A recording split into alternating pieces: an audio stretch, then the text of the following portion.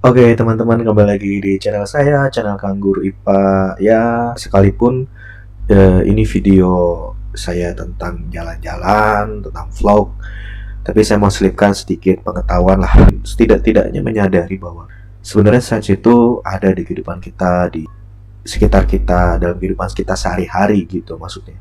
Oke, gak usah berlama-lama. Jadi inilah vlog saya pada saat liburan kemarin, hari pertama.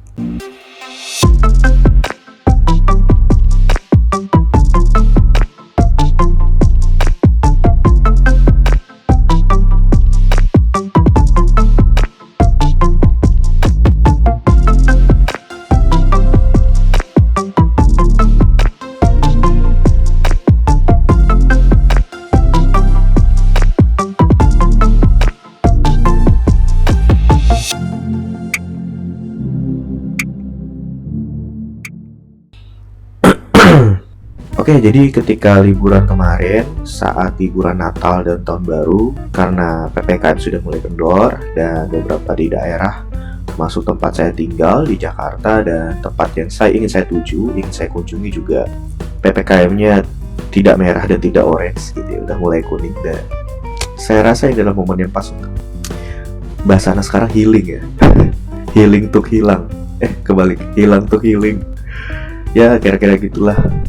Jadi memang saya ngerasa kok belum pernah gitu jalan-jalan sendirian gitu, nikmatin momen-momen kesendirian ini gitu. Kan kita nggak tahu ya, tahun ini tahun 2022 atau tahun selanjutnya saya udah nggak bisa menikmati ini lagi gitu ya. Karena kadang-kadang kan kesendirian itu dianggap sebagian besar orang itu adalah sesuatu hal yang menyedihkan gitu, yang pelik, yang hampir sebagian orang tuh menghindari gitu. Tapi di sini saya pengen justru bukan menghindarinya, tapi menghampirinya dan menyadari bahwa dari kesendirian itu bisa benar-benar menikmati hidup melalui vlog ya, jalan-jalan sendiri di Jogja, seputar Jogja. Itu seru banget. Itu benar-benar sangat amat berkesan, sangat amat ya nggak bakal saya lupain seumur hidup saya. Oh ya, jadi sebenarnya saya berangkat itu subuh-subuhnya dari rumah saya di Maja Lebak Banten. Itu cukup jauh juga dari Jakarta. Perjalanan itu rata-rata 1,5 sampai 2 jam menuju Jakarta. Belum.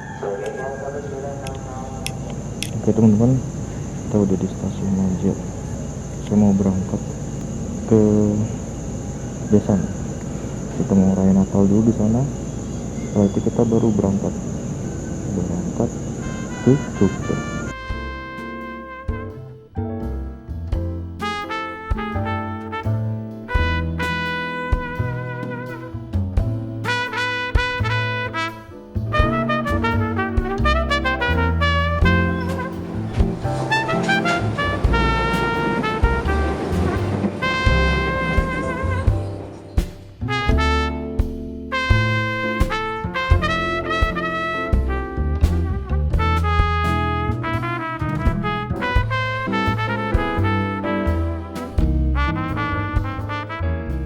Mertua dari adik saya. Di situ kita kumpul karena itu tepat tanggal 25 Desember, hari Natal. Kita kumpul-kumpul di sana merayakan Natal. Gak lama dari situ saya harus naik kereta karena sudah pesan kereta adanya jam 10:10. Naiknya harus dari stasiun Senen. Jam 11 ya kalau nggak salah. Jadi ya nggak lama-lama lah di sana karena saya berangkat subuh, sampai sana itu sekitar jam 8 atau setengah 8. Kemudian jam 9 atau setengah 10 saya udah harus ke stasiun. Kita berangkat ke Jogja.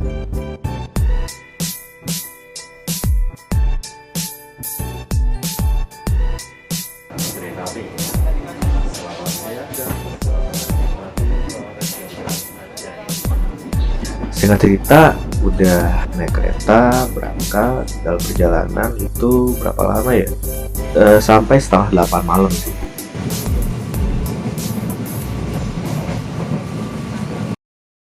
Begitu sampai di Jogja, itu stasiun Lempuyangan. Begitu nyampe, itu terakhir saya ngelihat stasiun Lempuyangan itu tahun 2016 ketika saya ada kegiatan study tour dari sekolah. Jadi waktu itu memang agak sepi gitu, tapi sekarang udah rame banget teman-teman. Begitu keluar itu udah langsung ketemu banyak orang yang sudah menjajakan rental motor. Tapi saya sudah memesannya dari awal gitu. Dan motornya sudah disediakan, di situ tinggal, itu murah banget ya, sekitar 150.000 per hari ya. Ya nggak sih? Apa 100.000? Lupa saya. Pokoknya murah lah.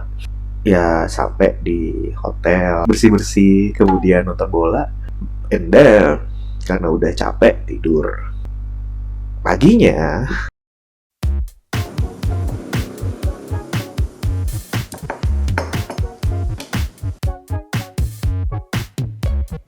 saya langsung bangun.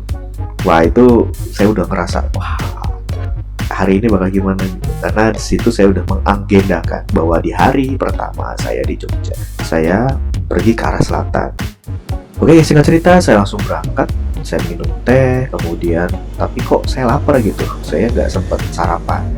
Di jalan saya kok nemuin tempat makan rame gitu. Pagi-pagi udah rame, didatengin beberapa ojol. Ojol udah mangkal di situ, udah nunggu untuk menerima pesanan masakannya. Ya udah, penasaran dong saya. Mampir dulu ke sana, saya pesen. Wah ternyata ini ayam bumbunya itu ada campuran rempah-rempah gitu. Wah emang enak sih gitu. Dan yang paling penting adalah harganya sangat amat murah, hanya 15.000 atau 18.000 tuh waktu itu. Sepaket dengan minuman, saya udah bisa langsung merasakan nikmatnya makanan enak, ayam geprek pakai sambal rempah. Singkat cerita, saya udah makan, sarapan, kenyang, dan saya langsung menuju ke tempat atau ke lokasi pertama, yaitu Gereja Hati Kudus Yesus.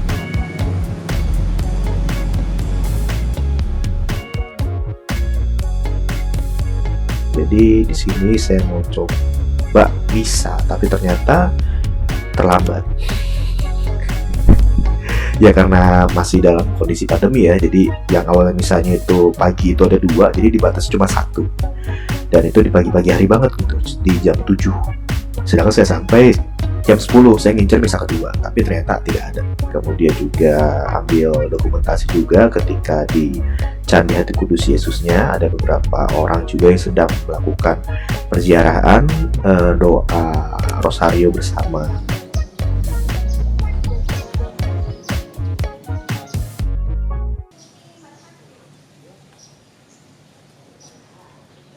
And then gak lama saya juga langsung dari situ cabut ke arah selatan lagi. Itu kebetulan tepatnya di daerah Bantul ya. Langsung menuju pantai Parangtritis. Dan tapi saya nggak ke pantainya, menuju ke Bukit Watu Gumpit.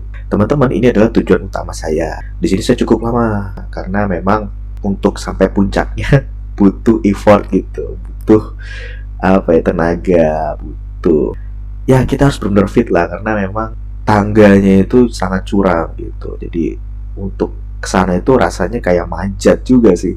Dan kebetulan saya sampai sana juga sangat sepi, puji Tuhan banget. Jadi sangat terhindar dari rasa khawatir tentang corona.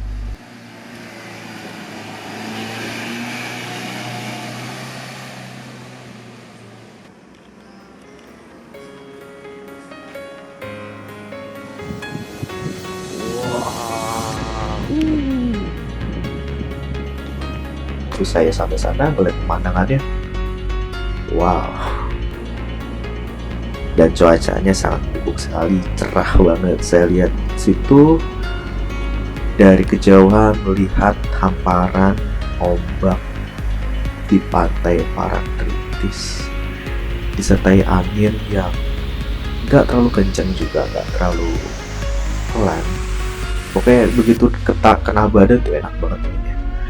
Dan itu belum selesai ya, begitu saya sampai itu saya masih di bawahnya gitu, belum sampai puncak. Saya penasaran banget sampai puncak. Udah akhirnya saya dengan tergopoh-gopoh menjajaki anak tangga demi anak tangga menuju puncak Bukit Paralayang itu sendiri, yang mana itu sebagai tempat landasan take off dari para layang tersebut.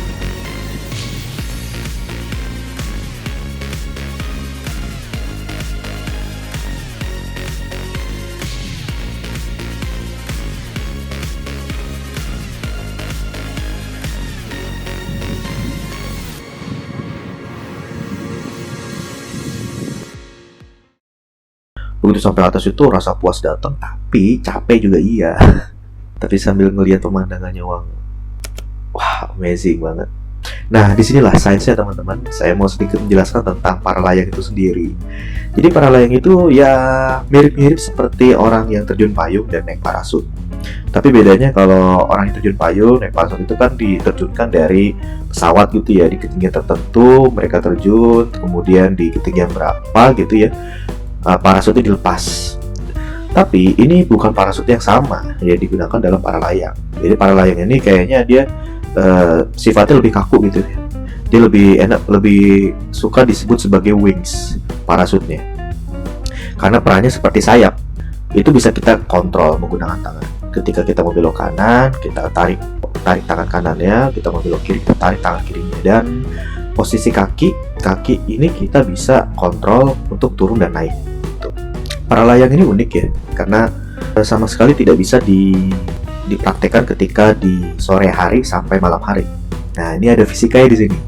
Kenapa? Karena ketika di siang hari itu kan daratan lebih cenderung mudah menyerap panas. Ketika mudah menyerap panas, udara-udara yang di atasnya di daratan itu akan mudah menguap, dan pemuaian ini akan membuat mas jenisnya udara berkurang dan dia akan bergerak ke atas. Pergerakan ke atas inilah yang terjadi di di lereng-lereng yang ada di sekitar itu ya. Jadi di situ ada angin yang berembus dari bawah ke atas. Nah, angin inilah yang dimanfaatkan oleh para layang supaya para layang bisa tetap melayang-layang di sekitar situ gitu. Itu sih uniknya. Nah, selesai dari situ, saya langsung menuju ke Gumuk Pasir Parangkusumo. Jadi ini udah agak lebih jauh gitu dari pantai. Jadi masih perbukitan juga. Kalau seandainya teman-teman perhatikan itu mirip kayak bukit-bukit Teletubbies, cuman kalau bukit Teletubbies kan rumput ya. Cuman ini pasir gitu. Dan ini memang wah, nggak bisa sembarangan kita injak pasirnya gitu. Kita benar-benar begitu menuju tengah gitu ya. Jadi luas itu luas banget. Dan kita jalan menuju tengah itu panas banget pasirnya. Dan kita harus benar-benar menggunakan alas kaki yang benar-benar tebal sih. Jadi nggak bisa sembarangan. Kayak sandal jepit gitu tuh kayaknya bisa jadi melepuh itu karena panas banget teman. Nah, kebetulan waktu itu saya pakai sandal yang memang alasnya cukup tebal sih. Tapi saya tetap mencari pasir-pasir yang cukup keras gitu. Karena kalau pasir yang lembek itu pasir bisa selip masuk ke telapak kaki dan terasa panas. Inilah teman-teman, ini juga salah satu penerapan dari fisika juga. Dari IPA juga. Betapa pasir itu sangat amat mudah menyerap panas. Saya penasaran banget kalau saya datang ke sini pada malam hari. Saya yakin pasir ini akan terasa sangat dingin. Inilah sifat konduktivitas gitu. Seberapa cepat benda itu menjadi panas dan seberapa cepat benda itu jadi dingin. Ini berkaitan dengan nilai konduktivitas, nilai kalor jenis, dan juga nilai kapasitas kalor. Oke, gitu aja sih cerita sainsnya. Gak usah beribet-ribet. Jadi kalau seandainya terlalu dalam nanti yang ada malah mumet. Jadi kita jalan-jalan sambil belajar lah. Saya makan siang tapi agak melipir jauh dari arah selatan. Saya menuju ke arah barat. Ke arah barat itu di situ ada tempat kafe yang namanya Kopi Jolotundo. Wah.